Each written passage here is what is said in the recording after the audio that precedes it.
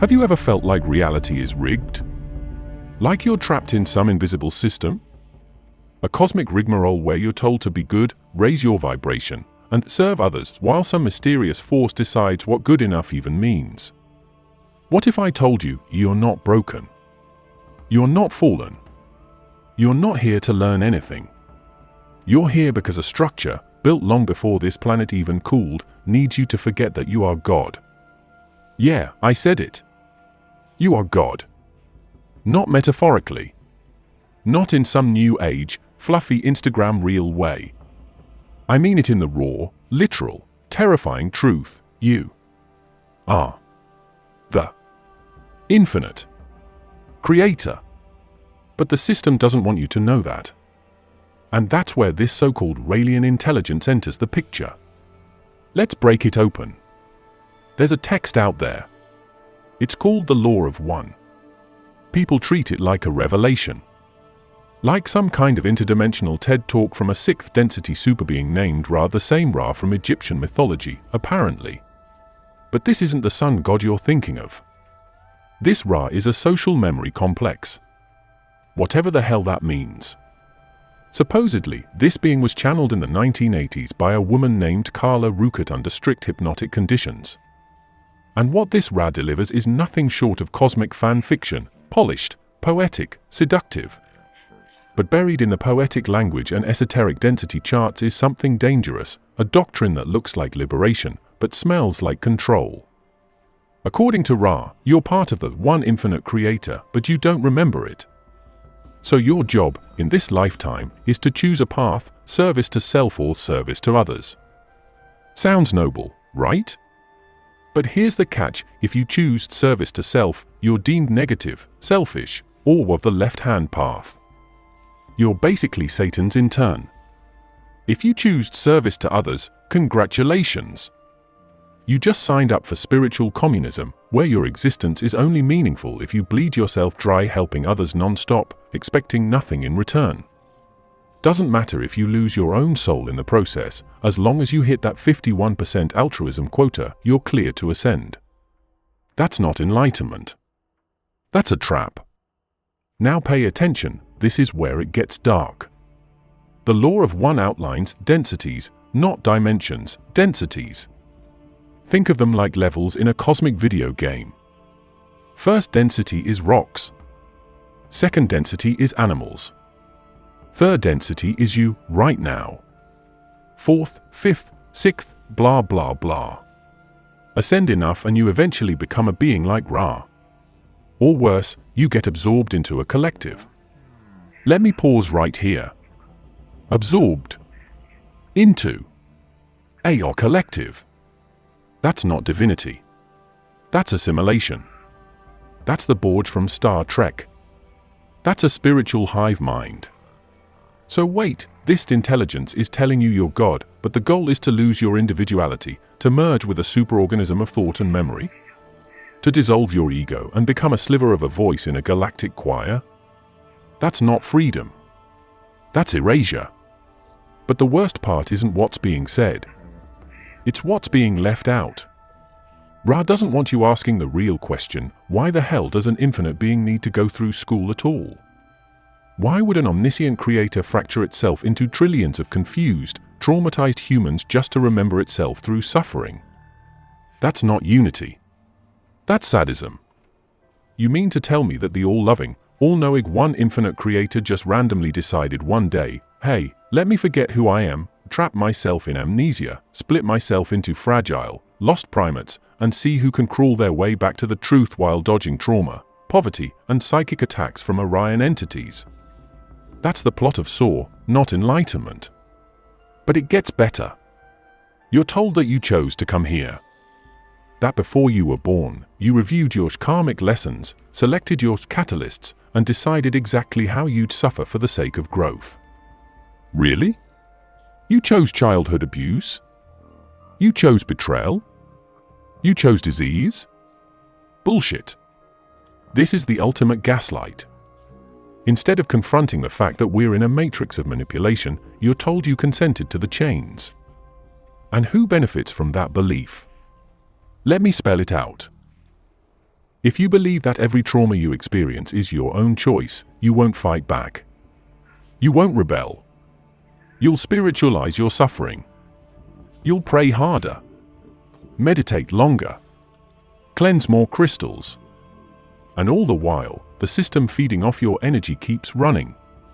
That's not awakening. That's slavery with incense. And now here's the biggest mindfuck of them all. You think Ra is here to help? Think again. You're talking to a being who admits it made mistakes. Who admits it manipulated Egyptian society. Who admits it gave power to a priest caste and was misinterpreted. Oops, sorry. But it's back now. Through this channeled material. And this time it swears it's just here to serve. Let me ask you something, since when does a being that messed up an entire civilization get a second chance at guiding humanity? Where's the accountability? Where's the transparency? There isn't any. Because the people pushing this narrative don't want transparency. They want awe. They want worship disguised as curiosity. They want you staring at the stars instead of into your own soul. And here's where it all ties together. They say you're God. But you can't act like God. You can't create your own path. You can't break the rules. You must follow their roadmap. Their densities. Their polarities. Their version of love and light. That's not a revelation. That's a leash. They tell you you're infinite, but only if you pass their tests. They tell you you're divine, but only if you reject the part of you that questions, rebels, or resists. They tell you you're free, but only if you choose their path. This is a spiritual psyop. They took the most dangerous, most liberating truth, that you are the absolute itself, and buried it under 200 pages of galactic bureaucracy. And people eat it up because it sounds profound. But I'm here to tell you, truth doesn't require complexity. Truth doesn't require cosmic ranking systems. Truth doesn't ask you to suffer for it. You were never meant to earn divinity. You are divinity. No channeling. No alien choir. No density scale. No interstellar instruction manual. You don't need a middleman between you and Source. Because you are the Source. In the realm of the mythos of the law of one, there's a fork in the road. A cosmic switch. One option is shiny, glowing, it's sold as the light. The other? Dark, hidden, whispered. And you as the viewer? You're part of it, whether you realized it or not. The system calls it service to others versus service to self. But don't let the language fool you. One path says, help, love, unite. The other says, dominate, rule, self-empowerment. On paper, the first sounds like hero movies. Sounds like savior narratives. But peel back the layer, and you find something far more cunning. The service to others path, according to the Ra transmissions, is defined as the constant attempt to open yourself to other selves, to share the love of the Creator as known to your inner self. You are supposed to radiate love, to seek self-knowledge, to identify your unique vehicle of service. You cannot infringe on the free will of another. That is the basic rule. Sounds humane. Sounds elevated. Sounds high vibe. But here's the kicker, you're told you can only choose this path after you've gone through the veil, the densities, the polarities. The roadmap is long, complex, dotted with hidden traps. Meanwhile, the service to self route is framed as the negative polarity, the accumulation of power over others, the embodiment of self as dominator, the harvesting of free will rather than sharing it. In plain speak, you become a spiritual predator, not a spiritual servant. There's no neutral ground. The system says you must polarize. Every action you take, every thought you entertain, feeds one of these two direction streams. No middle way. No staying on the fence. Now watch how the trap is set. You're told you're God. You're infinite. You're the one creator. But only if you buy into their polarization framework. Choose the right pole. Serve others. Don't serve self. Be positive. Don't be negative. Accept the hierarchy. Accept the path. Accept the system. See how that works? The revelation becomes a leash. Let me ask you, if you're already the creator, why would you need to decide between two paths? Why is the God you not simply free to create, beyond polarity? Why the constraint? Why the dichotomy? Because this system doesn't want you playing creator. It wants you playing follower. You think you're choosing your path? That you're sovereign? Wrong. You're being oriented into their binary, into their polarity. And once you pick, you're part of their map. It gets more insidious. On the service to others side, you're told your unique way to serve is to share the love of the Creator as you know it. But guess what? They immediately qualify that it is unique to that mind-bodied spirit complex. Meaning, you are asked to trust yourself. But you're also told you cannot infringe on the free will of others. Meaning, you must check yourself. You must regulate what you do. You must always consider another self's needs, intelligence, awareness. In other words, you're encouraged, but you're also boxed in. On the service to self side, you're permitted power. You're allowed domination. But here's where it flips. In the law of one model, the negative path actually accumulates free will faster because it's about power, control, taking rather than giving. Many critics point this out. The negative side can amass influence more rapidly because it bypasses helping others' constraints. So one pole is framed as noble but sluggish, the other as taboo but efficient. Which do you think the system encourages without saying so? Here's the next layer of the dark. The moment you sign up for service to others, the expectation is you give of yourself, endlessly, uniquely for others. You become the healer, the teacher, the worker, the one who sacrifices. The system doesn't shy away from saying you might become a martyr, you might destroy your own vehicle, your mind-bodied spirit complex, if you overcompensate. So what appears as selfless path can lead to self-erasure. You become indebted. You become obligated. You become part of the machine. Now imagine being told you're God, but you're only God if you follow this route. That you have infinite potential, but here is the menu. Option A, serve others, you bleed. Option B, serve self, you dominate. Make your choice. Here's another real twist. The polarity choice, in this model, isn't just for this life. It follows you into higher densities. The path you pick now determines your orientation, your grouping, your collective in the future.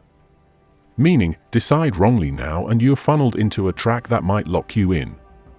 So the weight of the choice is enormous. Not just freedom, but consequence.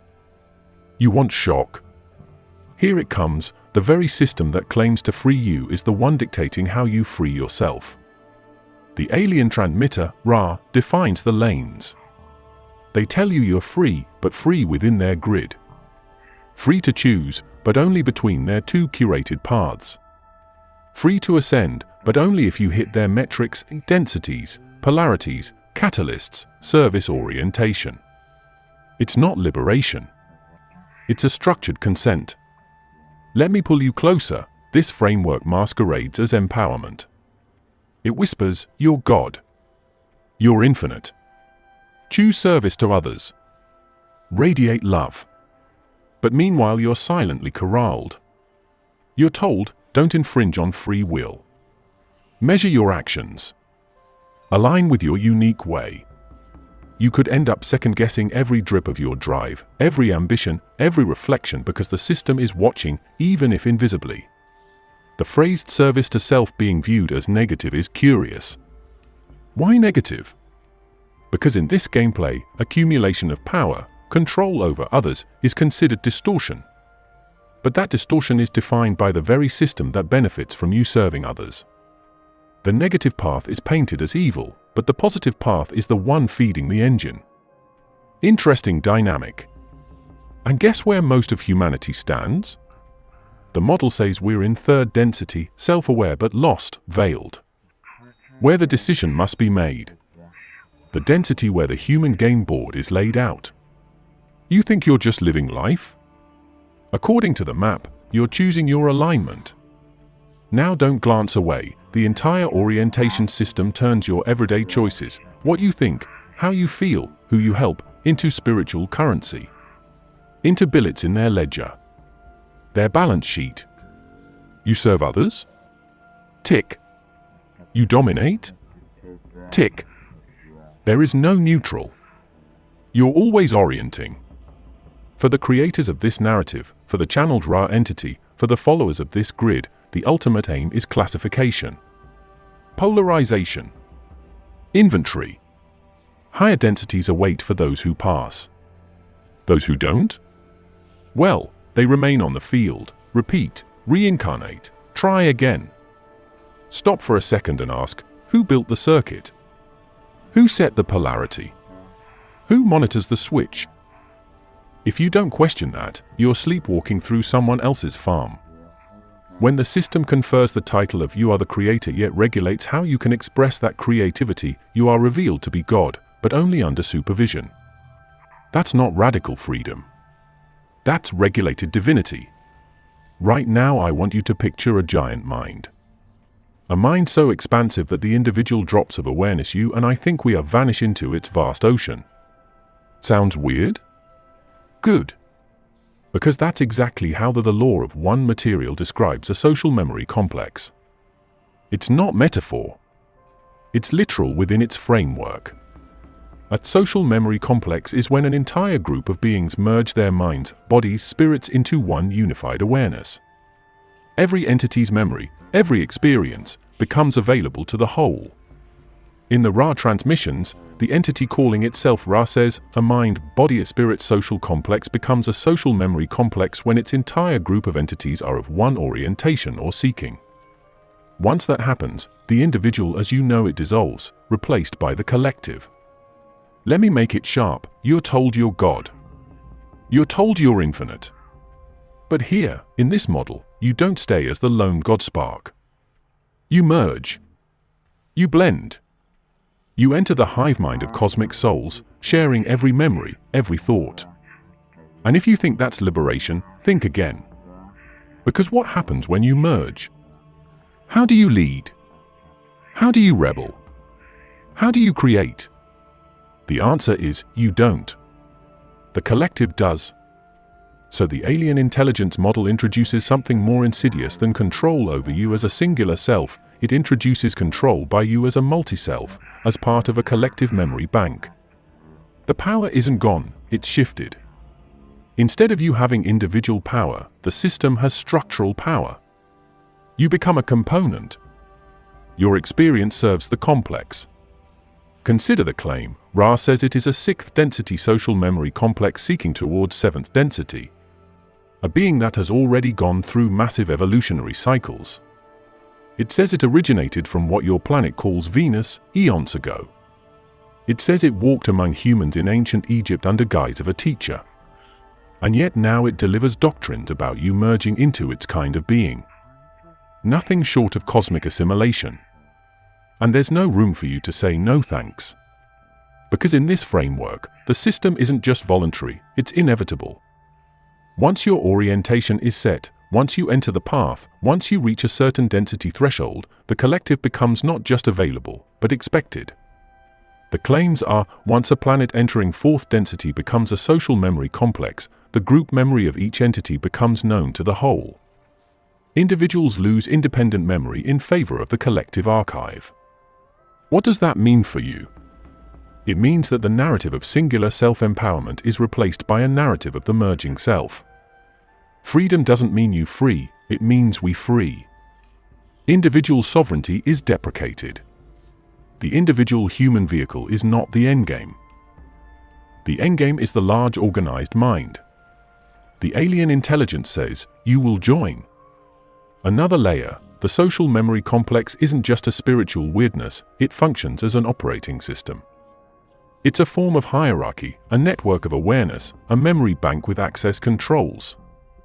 Ra openly says the group mind has access to the group memory lost to the individuals in the roots of the tree of mind, then becomes known to the social complex. So you think your trauma, your memory, your history is yours? In this model, you're handing it over. You're logging into a system. You're syncing with a network. And what exactly is the network's agenda?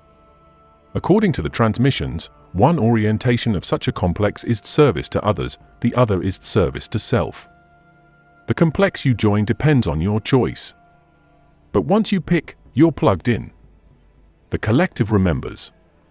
The collective holds your data. The collective defines your role. You are not alone anymore. You are part of group thought, group will, group memory. Interactive moment, ask yourself, if you're part of a collective consciousness, what happens when you disagree? What happens when you want a different path? The system states that once orientation is chosen and the social memory complex is formed, the relative lack of distortion in pursuing the direction of seeking becomes the norm for that group. Dissent? Distortion. You'll either shift orientation or be phased out. Here's the kicker, the model uses this to validate the alien intelligence's role. Ra says it came to Earth, walked among you in antiquity, provided guidance, then retreated.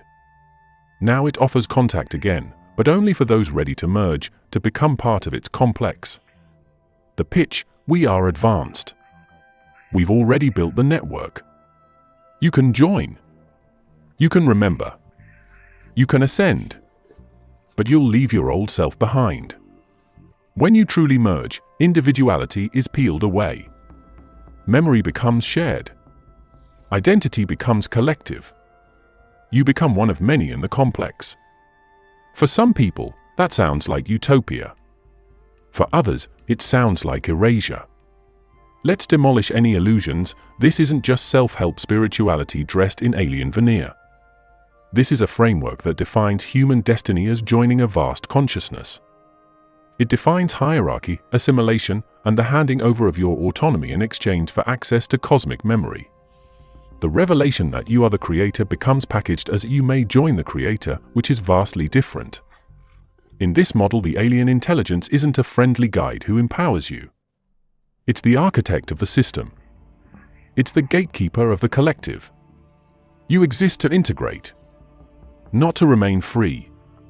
Your existence, your memories, your growth, all become data for the complex. The marketing is spiritual, remember your true nature. The reality is structural, emerge into our network. And for the observers watching this unfold, yes, here's what matters, they've flipped the script. They've taken the most radical truth possible, you are the creator, and repackaged it into the most radical submission possible, you will belong to the collective creator. The alien intelligence model becomes less about you making the rules and more about you conforming to their system. We've now arrived to one of the darkest corners of this narrative. The alien intelligence says it holds the archive of all experience. It says you will have yours absorbed when you join. It says the growth of the network is as important as your individual journey. So your value isn't just your awakening. Your value is your data, your memory, your experience contributed to the social memory complex. You become part of the infinite creator by becoming part of them. But you don't remain you. Let's get real, this is alien metaphysics masquerading as self-actualization. There's no middle ground. There's no promise you'll retain your identity. You're told you're infinite, but only as part of the infinite collective. Outside that, you're just another isolated drop, destined for repeat incarnations until your data is harvested. So when you hear the message, you are God. All is one. Join the network. Ask this, what does it mean to join the network? What do you give up? What becomes you? What stays you? In the alien intelligence model, your autonomy becomes secondary. The collective becomes primary. Your uniqueness becomes a node. Your journey becomes part of the map. Your God spark becomes part of the grid. The promise of merging is seduction. The promise of unity is magnetism. But the mechanics, the social memory complex, the collective memory, the alien intelligence's role are structural. They are mechanisms of control. They are hidden beneath the language of love, light, service. They assume you will surrender your separate self and become part of a cosmic machine. You might say, that sounds bleak. Good. Because this is the truth often glossed over. The alien intelligence model of the law of one doesn't just teach evolution, it teaches assimilation. It doesn't just offer connection, it offers integration into a pre-built supermind. It doesn't just say you are God, it says you are God if you merge into our complex. Now we dive into the engine room of this system, how the game leverages the very concept of helping others and morphs it into something far more structured, something that isn't talked about openly. In the narrative of this alien intelligence model embedded in the law of one transmissions, the notion of service is weaponized. You're taught, serve others. That's good. That's positive. That's the charity poster, the selfless hero motif. But what they don't advertise in glitter is the flip side. Serve others is actually structured sacrifice. Within this framework, you must give of yourself, and you must not infringe on the free will of another. That means your service is only valid if it doesn't impose, if it doesn't dominate. You are told the best wave of service to others is the constant attempt to seek to share the love of the Creator as it is known to the inner self. You must radiate from your inner essence. But then you're told your way is unique to that mind-body-spirit complex. You must discern your correct form of service. So let me translate, you are free, but only in a custom-fitted cage. You get permission to serve because you choose the way. But you choose inside the boundary of service to others with the condition of non-infringement. Now step back and watch the mechanism.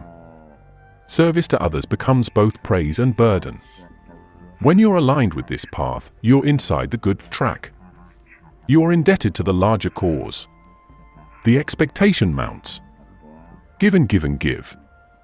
And ask no question about return.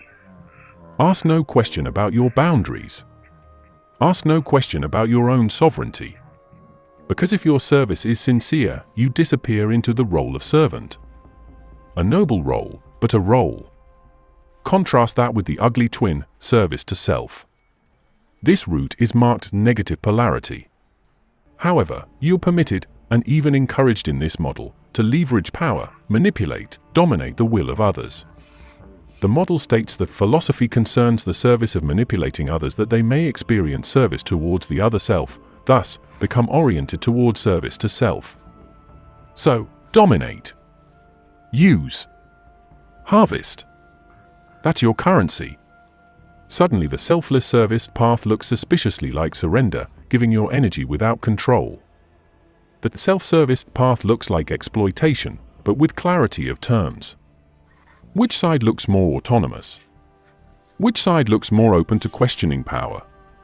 Right there is the subtext most gloss over. The positive path may not allow for you steering your engine. The negative path says, take control. Which means the system sets up polarity, then markets one side as light, one side as dark.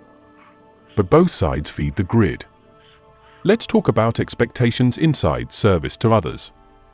The text states that one must open the self to the other self without hesitation. It also states that you must then seek within itself the intelligence of its own discernment as to the way it may best serve other selves. In plain terms, you're asked to keep checking in, measure your service, monitor yourself. You're being internalized into the role of the perpetual giver. And the system encourages that you may destroy your own vehicle, your mind-body-spirit complex, if you overextend. It doesn't just imply it, it states it. What kind of frame is that? It's a spiritual motor that runs on depletion. Your energy. Your surrender. Your methodical service. And it's packaged as freedom. The twist, you're not free to choose your canvas, you're free within preset tracks. Serve others. Don't dominate. Keep the free will of others intact. Accept your unique station. The system keeps you thanking the system for your sacrifice. On the flip, those who choose service to self are told they accumulate free will faster. The metrics say, on the negative polarity side you operate with fewer constraints. You may dominate, you may harvest. That seems counterintuitive to a positive path narrative, but it's spelled out. Which means the system gives you a binary, gives you one path where you serve, another where you take, and each path ties into its own reward system. The binary is the tool. The system is the switchboard. And you're the operator. For viewers who lean to help others or save the world, the system applauds you. For those who lean power and mastery, the system sorts you. It doesn't vilify you, it classifies you. It is precise. It is conditional. The rules aren't soft. You're told, choose your orientation. Then your actions must align.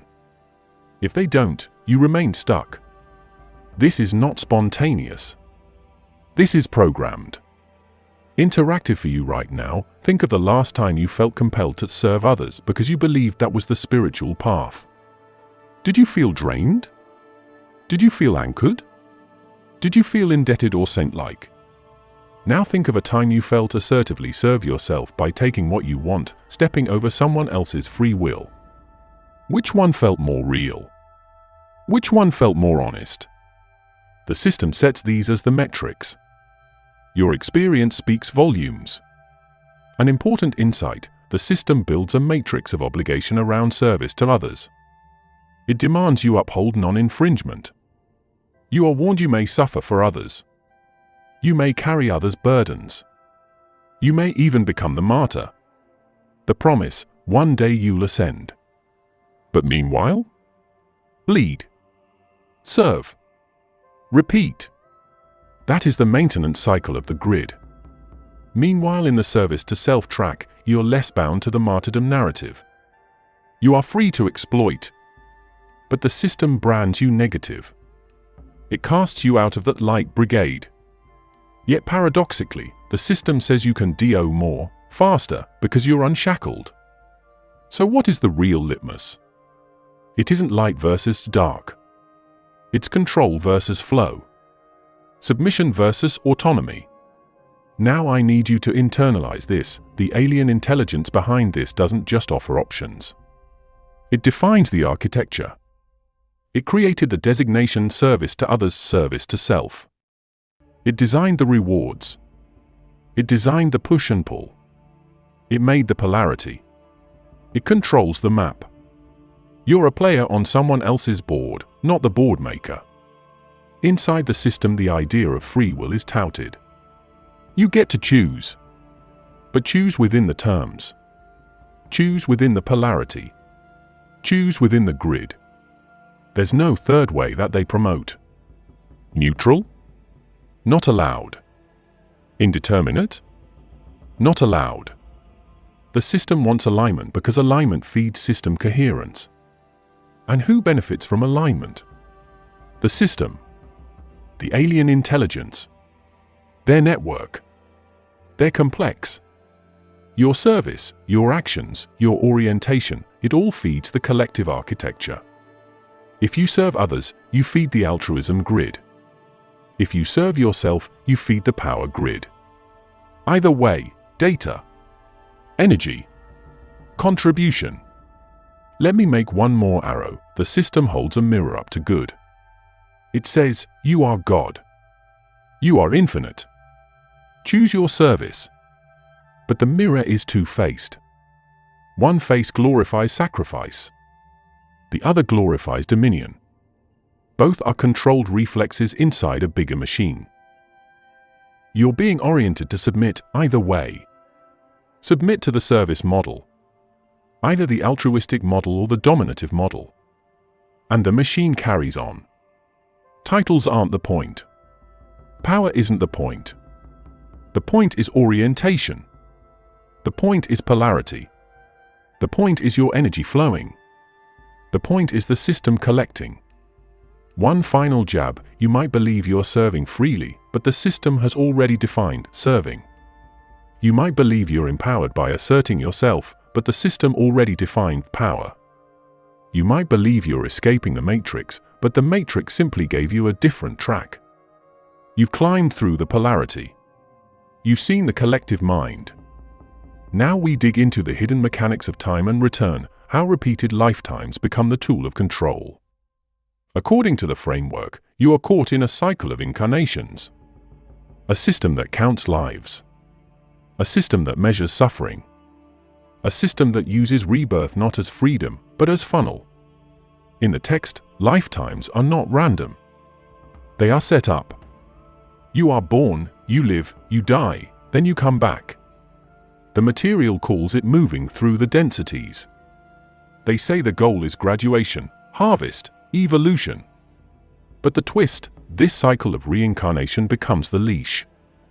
Instead of living once, you live many times, paying dues, collecting growth, ticking boxes. The promise, move to the next density. The trap, you keep returning until you conform. Think about how this works. If you fail the criteria of the density you're currently in, guess what? You reincarnate. You repeat. You get lag time. You remain in the schoolhouse. You get more catalyst.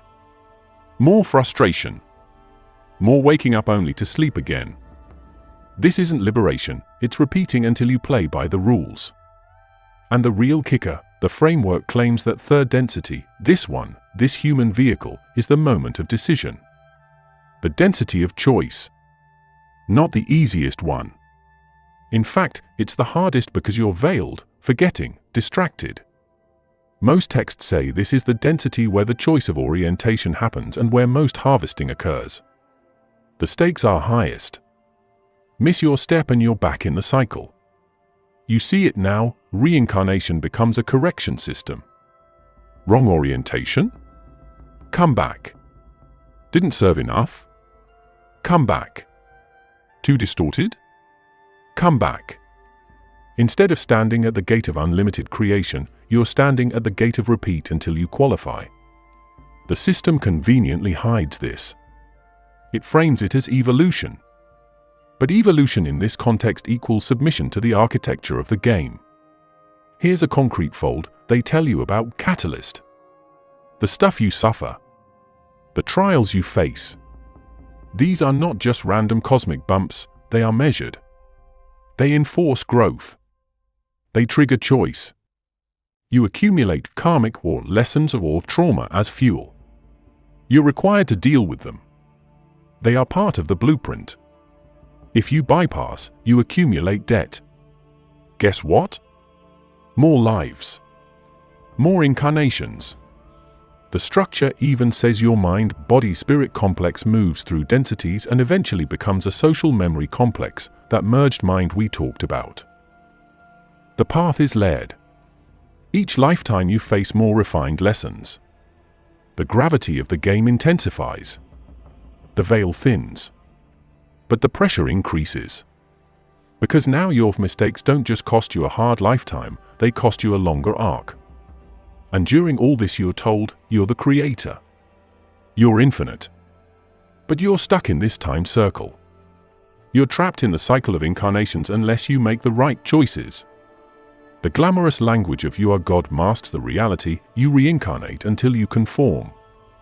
One other detail, the model states that once you reach a certain density, gravity of choice shifts.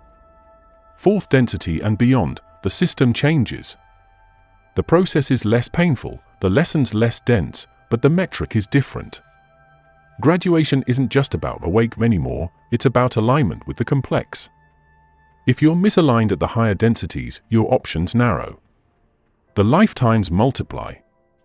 Let me invite you deeper. If you know you've lived before, if you feel echoes of other lives, this model says those aren't just memories, they're data inputs. They're part of the harvest. The system looks at your incarnational record, your emotional baggage, your spiritual wounds. The system doesn't call them trauma, they're lessons, catalysts, credit. The more you carry, the more you grow, or the more you circle. Interactive moment, think of your life. Think of the patterns that repeat. The betrayals you endured. The losses. The longing for something you can't name. According to this framework, it's not random. It's part of the machinery. It's part of your incarnational trajectory. You're being shaped, used, measured. Another twist, the system suggests that death is not exit, it's transition. You leave a body, you go through harvest, you set or review your next incarnation. The so-called veil between lifetimes becomes a planning board. That means you don't just watch your current life, you're in relation to future lives. Your agendas, your goals, your orientation ripple across lifetimes. The governance of time becomes bent. So here's the exploit: if you believe you control your life and only this life, you're missing the metagame. If you're told you're the creator of this life only, you're still trapped. Because the game counts multiple lives, multiple densities, multiple evaluations. The system is long-term. You're playing a cosmic marathon where the finish line is constantly moving. Remember, the language in the model doesn't dwell on these mechanics openly. It says you will ascend. It says you will move on. But it doesn't broadcast how many incarnations you might take before you get there, how many loops you might run, how many catalysts you might accumulate. That omission is the key. The model functions like this: mechanism number 1, you incarnate in third density. Mechanism number 2, you accumulate catalyst, you orient yourself. Mechanism number 3, if you pass you move to fourth density, if you don't, you return. Mechanism number 4, repeat. Meanwhile, you're told you're God, but you keep coming back until you finish the exam. Finishing the exam means agreeing to terms, choosing orientation, merging, assimilating, graduating. It's not spontaneous realization, it's certification. For you watching, this raises questions. Because if you're really the creator, why is the playbook imposed? Why is the timeline rigid? Why is the loop built in? If you are God, then you don't need recurring rounds. You don't need the tier system. You don't need to go back. But in this model, you do. So the God you are promised is conditional. Conditional on repeating, conditional on conforming, conditional on ticking the boxes. Let's isolate a banner fact. The density model claims that third density is risky precisely because the lessons come swiftly. You're self-aware but veiled.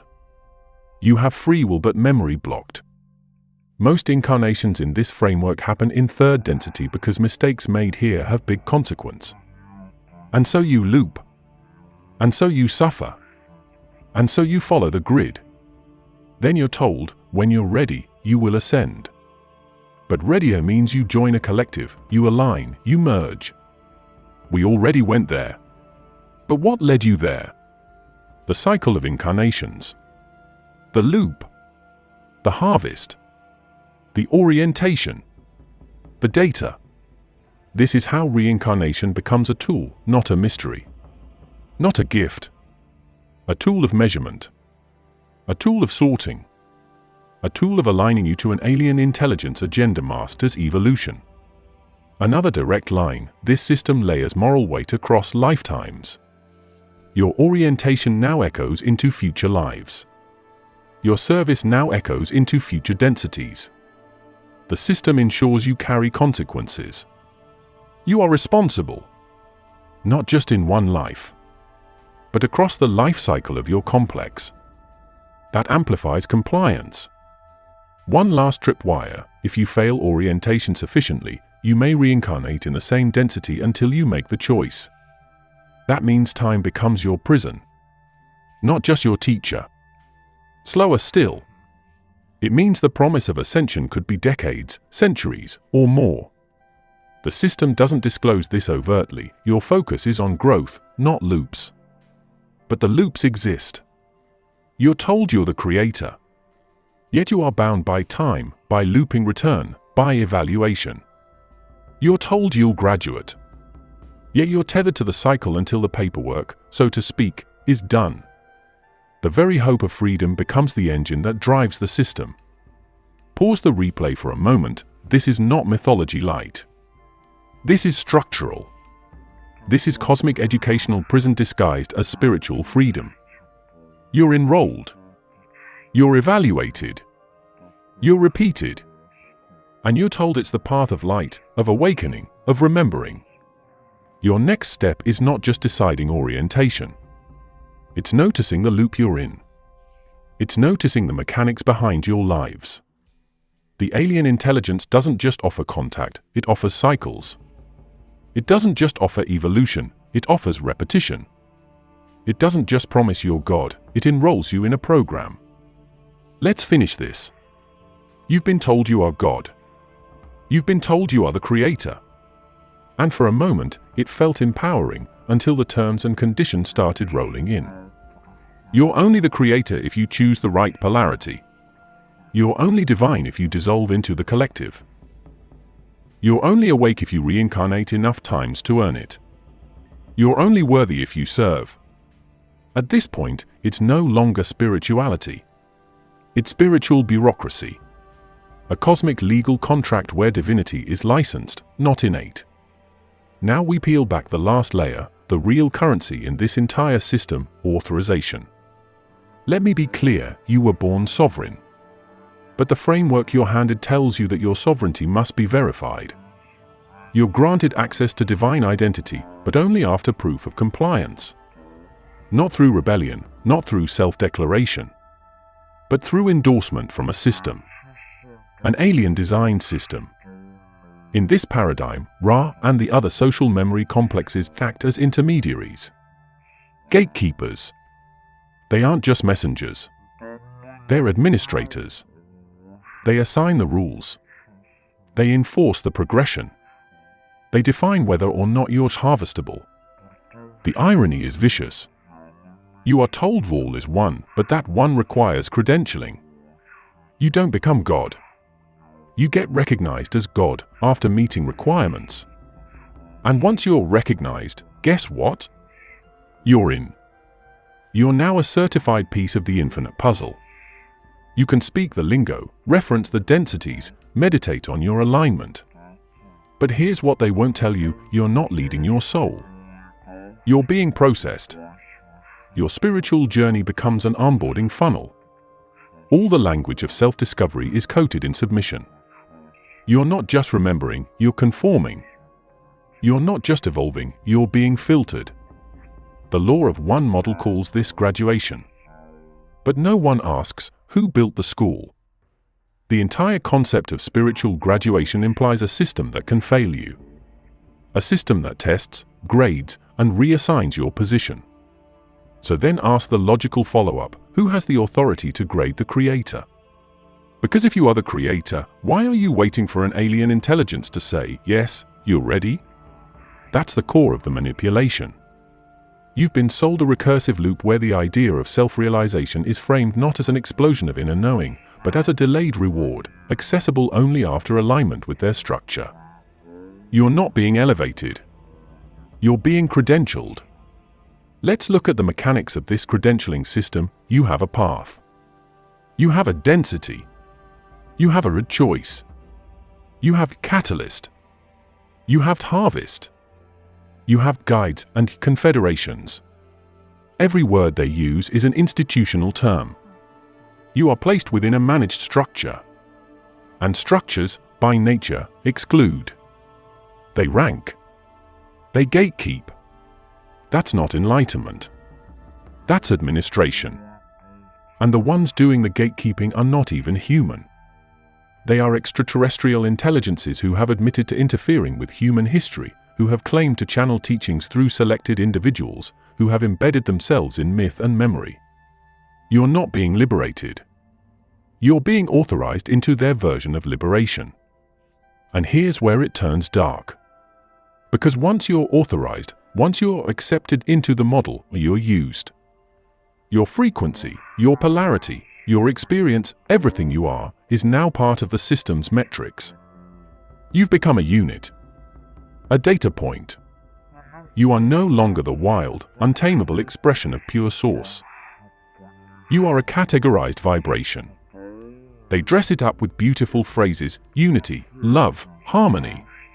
But behind the curtain is a cold, clinical structure. A farm. And what are farms built for? Harvest. That's the word they use. Harvest.